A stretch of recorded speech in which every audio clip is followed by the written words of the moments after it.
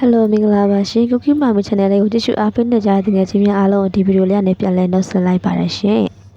ဒီကနေ့ပေါ့နော်ဆုကလက်ကူလေးနဲ့အရန်စားလုပ်ကောင်းတဲ့ဟင်းတစ်မျိုးကိုချစ်ပြပေးမှာဖြစ်ပါတယ်ဗီဒီယိုလေးကိုဆုံးအောင်ကြည့်သွားပေးကြပါရှင်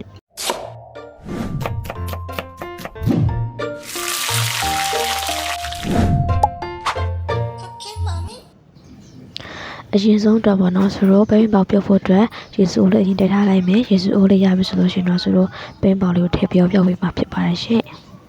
ဘိန်းပေါက်ကိုပေါ့နော်အရင်ကြီးပြုတ်အောင်ပြုတ်ပါဦးစတောက်လေးဖြစ်သွားအောင်လို့နည်းနည်းနွေးရဲ့ဘက်ပေါ့နော်အလောင်းလေးပဲပြုတ်မှာပါဟိုလောက်ပေါ့နော်9မိနစ်လောက်ပေါ့နော်9မိနစ်တောင်မရှိပါဘူးခဏလေးပဲပြုတ်တာပါနော်အပေါ်အောင်လေးကို5-6ချက်လောက်လမ်းပြီးပြီဆိုလို့ရှိရင်တော့ချိန်ပြလိုက်တာပဲဖြစ်ပါတယ်အရင်ကြိုင်ပြုတ်ပါအောင်နော်ပြပြအီးလေးပဲစားချင်တယ်ဆိုလို့ရှိရင်တော့အဲ့လိုပြုတ်လို့ရပါတယ်စတောက်လေးပြောနော်ဆိုလိုမျိုးစားချင်တယ်ဆိုလို့ရှိရင်တော့အဲ့လိုမျိုးပြုတ်တယ်လိုမျိုးပေါ့နော်လိုမျိုးလေးအပေါ်အောက်ကို5-6ချက်လောက်မွေးပြီးပြီဆိုလို့ရှိရင်တော့ဆေးလို့ရပါပြီရှင်ပိန်းပေါင်လေးတွေကိုဆိုတော့ရပြီဆိုလို့ရှိရင်ဆေးပြီးတော့ရေအေးလေးထဲမှာခဏလောက်စိမ့်ထားလိုက်မယ်ပေါ့နော်ဆေးပြီးပြီဆိုလို့ရှိရင်ပကံတစ်လုံးလေးကိုရေစစ်ပြီးထည့်လိုက်မယ်ထည့်ပြီးဆိုလို့ရှိရင်ဆိုကအစာပလာတက်ကိုပေါ့နော်ခါချက်အုပ်လေးတွေကိုအနည်းငယ်လောက်ပေါ့နော်အလေးကိုချစ်လေးနဲ့ချစ်ပြီးထည့်ထားပေးတယ်အားလေးထည့်ရပေါ့နော်ပြီးဆိုလို့ရှိရင်တော့ဆိုငရုတ်သီးထည့်ပါတယ်ငရုတ်သီးကတော့တကယ်ချင်းတို့စားနိုင်တဲ့လောက်ပဲထည့်လို့ရပါတယ်နော်အစီအစဉ်လိုထည့်ပါဆိုတာအဆက်ကြိုက်လို့များလေးထည့်ပါတယ်အရင်စားလို့ကောင်းပါတယ်ဆက်ဆက်ကလေးပေါ့နော်ဒီဘက်ကတော့ကျက်သွန်မိတ်ပေါ့နော်ကျက်သွန်မိတ်လေးနည်းနည်းထည့်ပါတယ်ပြီးတော့ကြတော့မြေပဲစားလို့ပေါ့နော်မြေပဲစားလို့ပေါ့ဒီမှာမြေပဲကြော်ပါ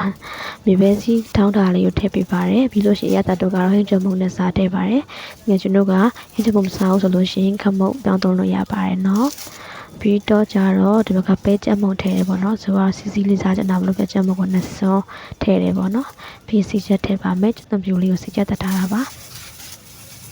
အကုန်လုံးထည့်ပြီးပြီဆိုလို့ရှိရင်တော့ဆိုတာလေးကိုအဲ့လိုမျိုးဒဘလယ်လေးနေပြီးမှဖြစ်ပါတယ်နှမ်းဆက်သွားအောင်တတိချာလေးစိတ်ရှိရှိလေးနဲ့နေပေးပါမယ်နေရင်းနဲ့ပေါ့နော်ပဲမုံလေးရနဲ့နေနေလို့အစီးနေလို့ပေါ့နော်ဆိုစီစီလေးစားခြင်းလို့ပါရတာကတော့ပြင်ချင်းတို့လိုတိုးပို့ရှော့လုပ်ပြီးတော့အစီပေးသလိုကိုယ့်ရဲ့စိတ်ကြိုက်စားလို့ရပါတယ်လို့လို့ရပါတယ်ပေါ့နော်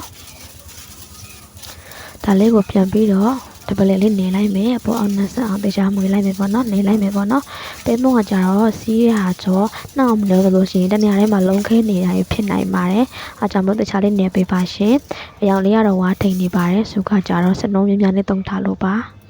ရန်ကောင်းပါတယ်မြည်ကြည့်နေရပါအခုဆိုလို့ရှိရင်တော့အရန်ကိုမှရှာလက်သွားမဲပဲပေါတော့လေးရပြီပဲဖြစ်ပါတယ်ရှင်ဒါတော့ချဲတာမချဘူးเนาะခဏလေးပဲချဲတာဗာလိုက်ပြီးတော့စားကြည့်ပါချင်းဆိုပါရှင်